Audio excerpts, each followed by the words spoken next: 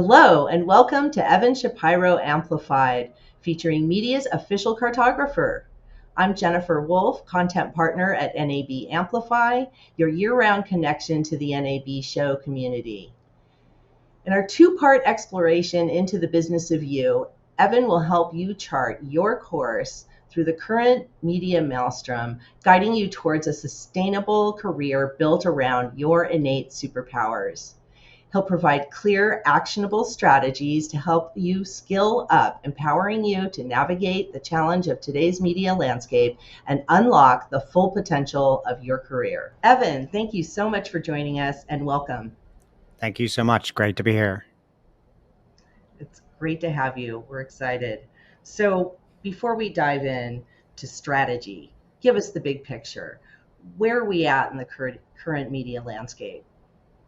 Sure. It's the current media landscape is basically a little bit on fire. We've passed the end of the past era, which was one that was driven primarily by the big Hollywood gatekeeping community. And as streaming became prominent, not only did the traditional media players lose a decent amount of their power and, frankly, underlying economics, big tech really moved in and took a tremendous amount of the value, but also attention and mind share out of the ecosystem for themselves as well.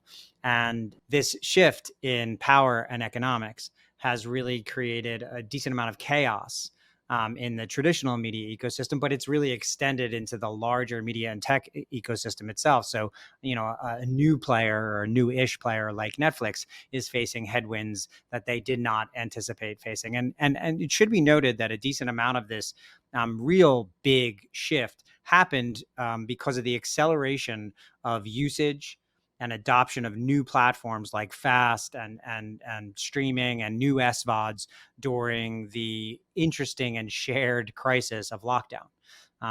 We used far more media during lockdown than we ever thought humans would. We bought more televisions earlier than we thought we would.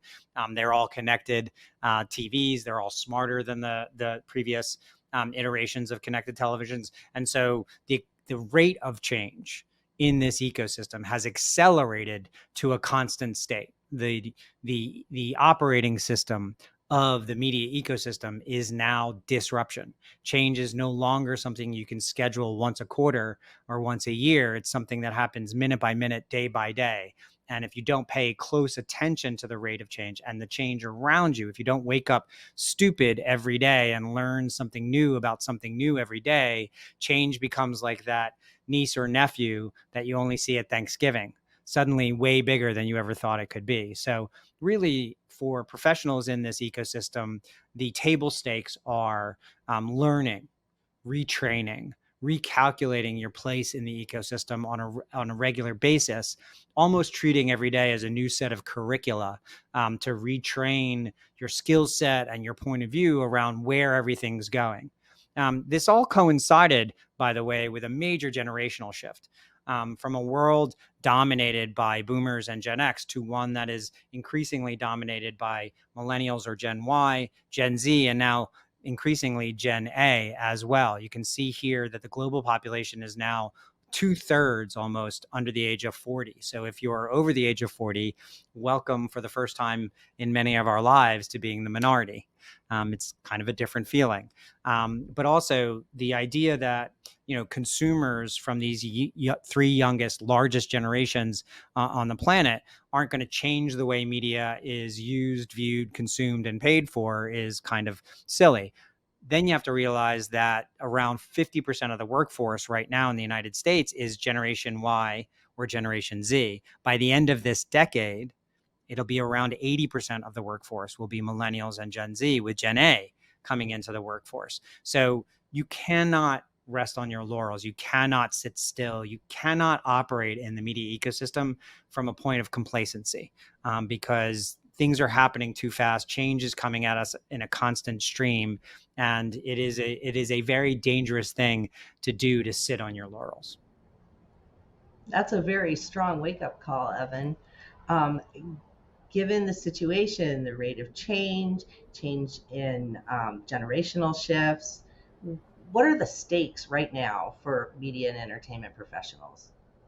That does lead me to the kind of thesis of my, what I call career sustainability presentation, which is at this point, and I think this has always been true, but at this point, if you're not looking at your own career as your own business, as something that you have to be the CEO, I call it being CEO of your own shit. If you don't look at your career as a business, one that may have one client, an employer at some times, but then at other times may have multiple clients. If you don't see your career as more than your job, then you are very much at risk of being left behind. I talk to a lot of young people who are starting their careers, a lot of people who are less than young, who are kind of early stage career. And then I talk to a lot of people who are either mid or late career, who often find themselves kind of lost in the ecosystem or unexpectedly, on the outside looking in. And a good deal of that comes from, trusting in the company you work for to take care of you. That is a very old school way of looking at the relationship between someone who has a job at a company and the company itself. These companies, as they're demonstrating on a regular basis, they care about shareholder value first and foremost. They care about the bottom line, as the first priority of every day. And unfortunately, that means that a lot of employees, even if they've been with a company for a very long period of time, their numbers on a ledger. And with Disney letting go 7,000 people this spring, and Disco Brothers, as I call Warner Brothers Discovery, letting go a bunch of people, and even Amazon and Apple and Microsoft and Google letting people go, no job is really that safe. No company is ultimately going to be a safe place to work, and that's not necessarily the fault of those companies. The change that's happening, around them is, basically surpassing their ability to adapt in real time. So you really need to treat yourself as the CEO of your own career. You have to think of your career as your own company, and then you have to really think about marketing, branding, sales, distribution, customer relationships, business development as part of your kind of day-to-day operation of your career as a business. So there's a lot that's at stake, absolutely. So, Evan, as getting to the strategy part of our discussion, you've talked a lot about the importance of setting priorities. Tell us how that ties in to what we've just talked about with the M&E landscape. Why is this such a big deal? Sure. I see, and this is actually a Venn diagram that I originally stole from Jim Collins, who wrote Good to Great and Built to Last. But he applies it to companies, and I apply it to careers. And I see, a career, a lifelong career, breaking it down into three buckets. The skills that you have and that you adapt over time, those are really kind of the bottles that you put the rest of your career in to sell, either to individual clients or to multiple clients. The passions that you have, the things that light a fire in your belly, the things that you would do whether or not you got paid for, and then the talents. To a certain extent, talents can't be taught, skills can. And just because something comes easy to you does not mean it's not a talent. Public speaking is a really good case study I use. A lot of people hate public speaking. People like me love public speaking, but I think there's a lot of folks who think that people skills or public speaking skills are soft skills and they're not necessarily talents. I disagree. I think if something comes that easy to you, then it is a talent. Part of taking stock, part of understanding, where you're going to go ultimately in your career is understanding what lie in these three buckets for you as an individual, and then finding a way to find the middle of that Venn diagram, the career path, or the things you can do on a daily basis that employ your talents, your passions, and your skills, because your passions will drive you, your talents will help you succeed, and the skills will help you hone the other two to marketable assets for you. And so combining them all together is incredibly important.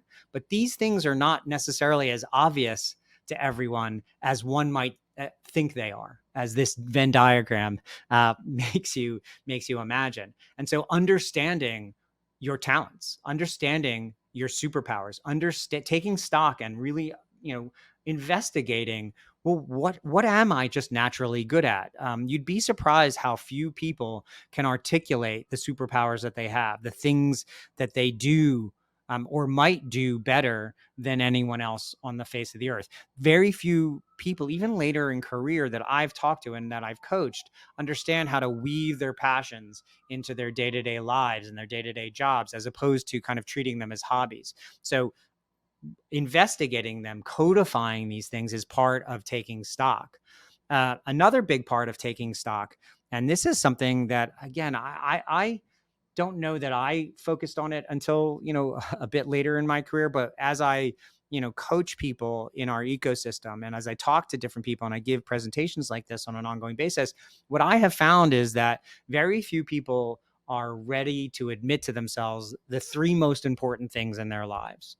On this wheel here, I have family and money and title and culture and safety and geography and challenges and, frankly, the sector that you want to work in. These are things that I threw on here as examples. But I think that when investigating their own careers, not everybody puts their family at the top of their priorities. Not that it's not important to them, but they don't necessarily factor it into their career choices as a top three priority. Some do, some don't. I think a lot of people are loath to admit that how much I make is a top priority for me. But there are times where, culture challenges and the sector are important. There are times where safety or geography or family first, or money, and the amount of money I can potentially make are the top priorities. They should be the top priorities. And there's nothing wrong with taking stock and saying to yourself, hey, if I'm going to do things on a moving forward basis, and I have to understand why I'm doing them, money is really important to me right now. I need to make as much money during my kind of peak earning years as I possibly can, so that I can retire at a certain point, so that I can send my kids to a certain college, so that I can buy a home that keeps my family in the comfort that they become accustomed to, that the safety of a very specific arena of my career path is the top priority, that frankly, working from home is now a priority for me. It's okay to admit to yourself, these are your top priorities, whatever they are, to be honest with you.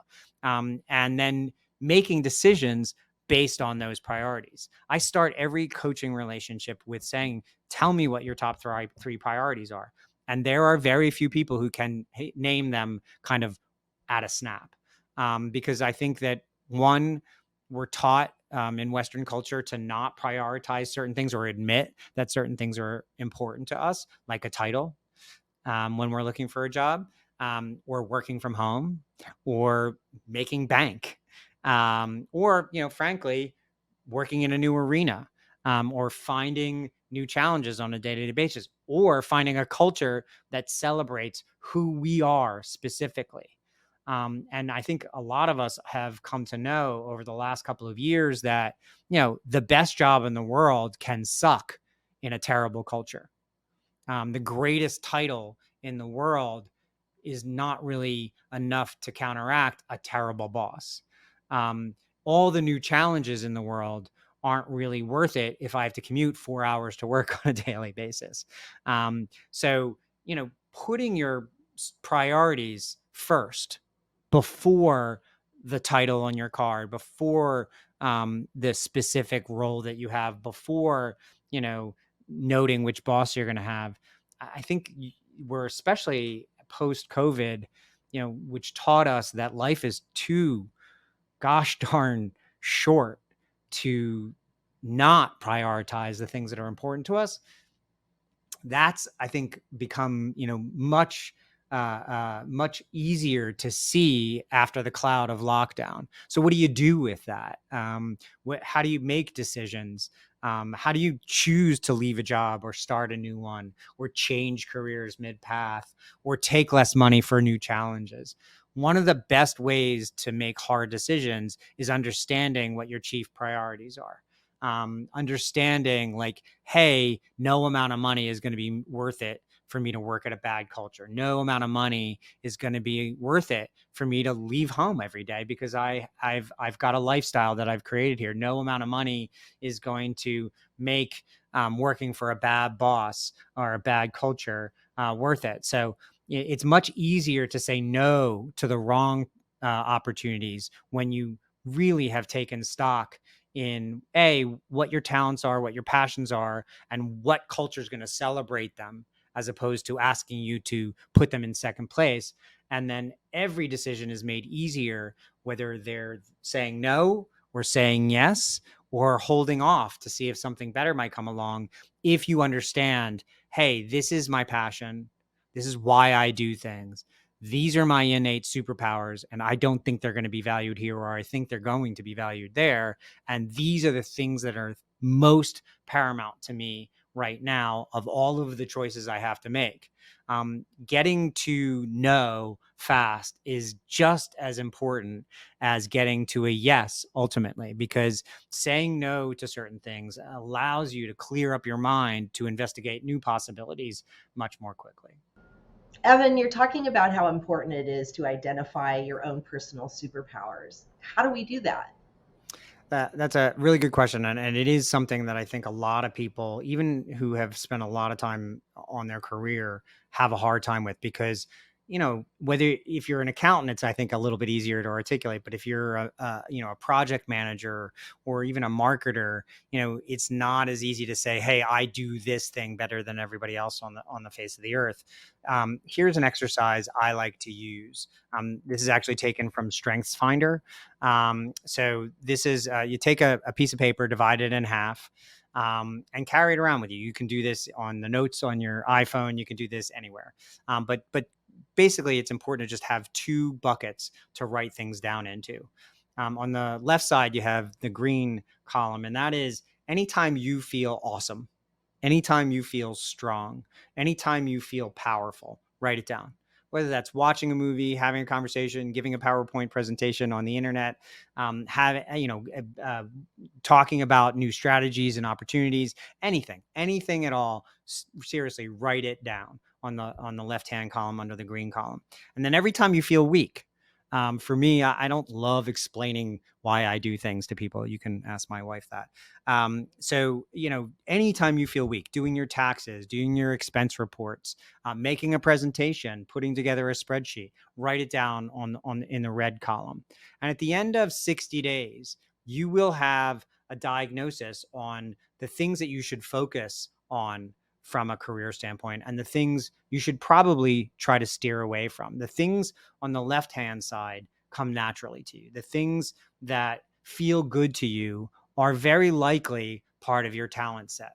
And if you can see them all written down on a piece of paper at the end of 60 days, as you're tracking it, it's almost like an MRI for your superpowers.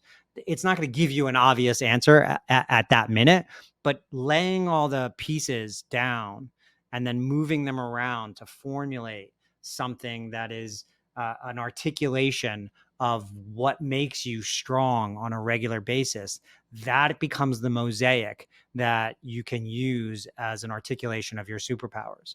I'll go back to this map here.